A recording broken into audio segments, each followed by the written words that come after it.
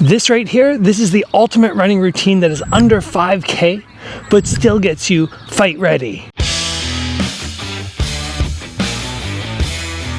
When it comes to running routines, I think it is so important, so important to have something that does not aggravate your body and does not take up too much time, because many people don't have all the time in the world to go out for 10, 12, 14K runs.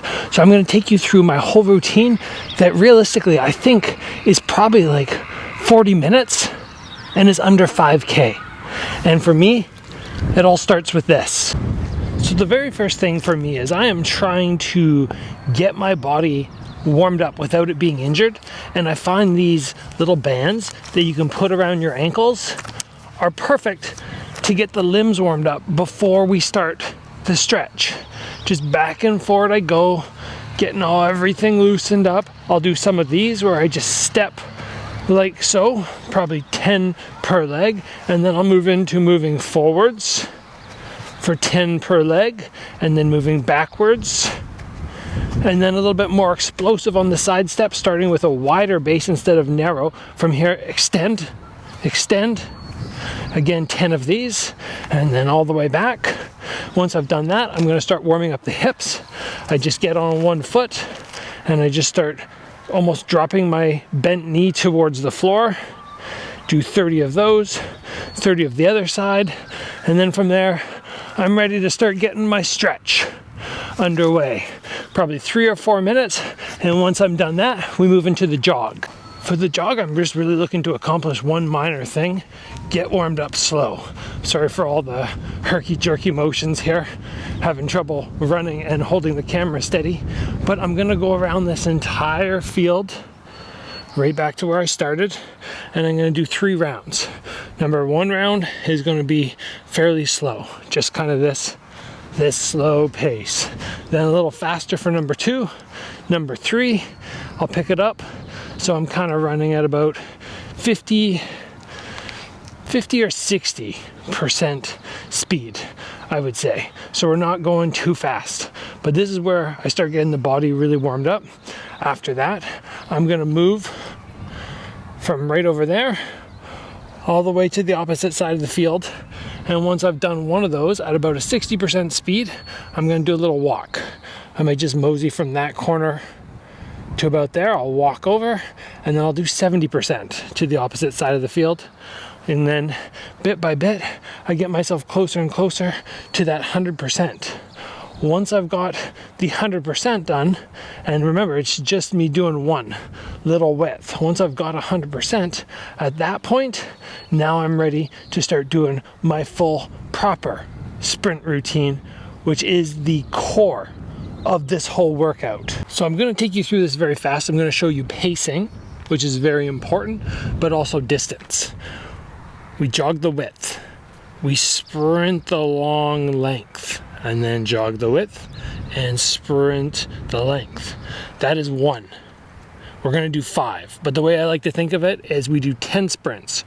1, jog. 2, jog. 3, and you're trying to keep not maybe 100% on the sprint, but like 95, 96, like really close to a full sprint. On the jog, you can do really whatever you want. I'll give you guys for instance here, I'm gonna run to the opposite side. This is my jogging pace once I come out of my sprint. So I'm just staying on the balls of my feet, keeping the motion, but really trying to slow that heart rate. Relax, shake out the arms, breathe deep. That's all I'm trying to accomplish. Slow and steady. When I get to the other side, I should have recovered substantially, and then it's time for the sprint. So I'm gonna head down there and I'm gonna sprint all the way back so you guys can kind of see the pace that I'm getting after.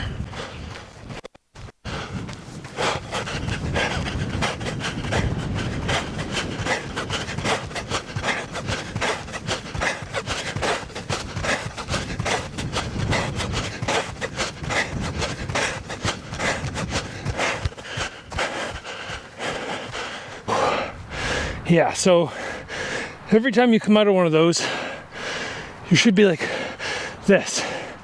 And then you have that slow jog recovery to try and slow down the heart rate. And this is trying to replicate that up-down pace in the fight, where maybe you throw a combo or you have a vicious 10-15 second exchange, and then you go on the movement on the outside and you're trying to work that recovery. Now, of course, not everybody can do 10 of these, but in my experience, you are better off doing 6 fast and building up to 10, as opposed to, oh, I'm going to do 10 but just slow the pace of the run. No, make the run fast. Even if you're starting with 4, make them fast, challenge yourself, and then you can add another one, and next time another one. And in my experience, I start training camp with 6, and within about 2 weeks, I'm back up to the full 10. Now, in spite of that being difficult, and it really is, here's the part that I hate the most. Once we get to the end, I am going, okay, I'm doing full routines where I come all the way around and do a whole lap for max speed. On these max speed sprints, I am getting that massive lactic acid burn and pushing the body to the brink of failure. I do 3 of them with a 1-minute break between each. So we're essentially trying to recreate those 3 rounds, which are so common in kickboxing. And just for reference point on time, although in my experience, time doesn't really matter when you compare it to somebody else, but if you are curious how long it takes for me to do the whole lap around, it's kind of like 50 to 55 seconds, depending on what kind of shape I'm in terms of doing the full 10 sprints. That in itself is usually about 2 songs. Two songs if I have music in, which is about, I don't know, 7-ish minutes is pretty average. The question that I do get very often is, Gabriel, do you use music for running? Sometimes yes, sometimes no. There are benefits to both, absolutely. Having it, extra motivation. Not having it, you can focus on your breathing, and it's more like a fight where you don't have any extra stimuli that are helping you get through hard situations. And then finally, once I'm done the actual running aspect, I'll add in a few things like footwork drills where I'll maybe be doing some bounces back and forward, or sort of step out, step in, step out, step in, or ones where I'm stepping up and over. I'll do things like that for probably realistically just about 2 minutes. But overall, this routine is not that long. When you think about what we've done, 3 warm-up laps, what does that take? 5 minutes. We have 5 minutes. We do a couple warm-up sprints. That in itself is probably like 2 minutes. And then we do the actual sprint routine. That's 7 minutes. And then we have on and off pace for the full field sprints. But combining even the break there, we have what, another 5-6 minutes. So overall, this routine is relatively short. Add in some footwork in the end. Obviously get down and do some push-ups and sit-ups. Some sort of exercise like this, or small little crunches, but I don't want to put my back down right now because my mat's over there. So I go through these types of movements, just making sure that at the end I'm giving myself a little extra. But you can get all of this done in under maximum, absolute maximum, 50 minutes. And after that, you've done your cardio for the day. Yes, this routine is hard. Yes, it's unpleasant to do. Yes, I get scared when I come to the field and I know what's approaching, but you get it done fast and you are fight ready. You save your knees, you save your body from shin splints or hip pain, and that to me is everything. That is all I'm interested in, is making sure I am fight ready, but I'm not damaged, and I'm not somebody who's going to need hip replacement surgery when I'm 42 years old. And that's why I choose to run on this turf field as opposed to concrete. If I can't get on the turf field, I'm up over there on the soccer field where it's a little bit more unstable, unbalanced, because this surface is beautiful, it's flat. But I'm not going to go on concrete for sprints if I can avoid it. And obviously, extra tip, you might not all have somewhere that's as beautiful as this to run in, but try and find somewhere really nice, somewhere that you're happy to go to, because if you don't like the location and you don't like where you have to go, you're going to hate the whole routine that much more.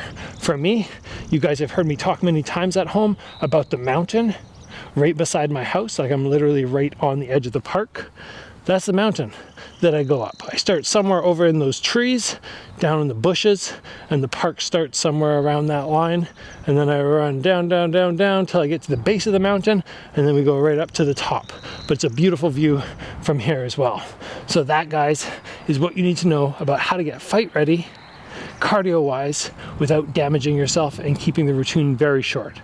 This is what I use. Of course, I have other ones just to mix it up, but this is the bread and butter of my running routine. I hope this helps you guys. I hope you're able to incorporate it into your upcoming fight camps, and it helps you get those wins.